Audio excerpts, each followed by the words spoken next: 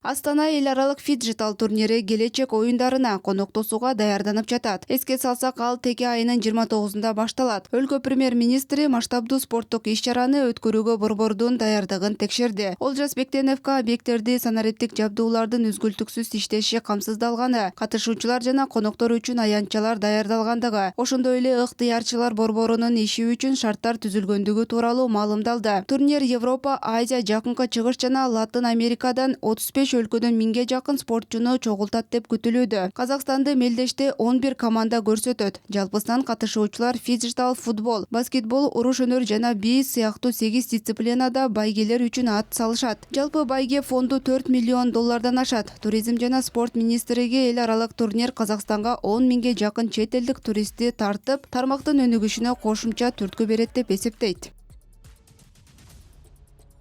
Это современный формат. Бул фиджитал деп аталган мелдештердин заманбап форматы. Мында спортчулар жана атлеттер бир эле учурда эки ченемде, санариптик дүйнөдө жана физикалык дүйнөдө жарышат. Мелдештер борборубуздун 4 спорт объектисинде өтөт. Ар бир объектиде 2 дисциплинадан болот. Ал эми Казакстан жеңил атлетика манежи гана 3 дисциплинаны, футбол, баскетбол жана ММАны кабыл алат. Бул бизде борбордук Азияда биринчи жолу өтүп жаткан мелдештер. Анда бир нече дисциплина боюнча планетанын эң күчтүү клубдары катышат. Самые сильные клубы планеты.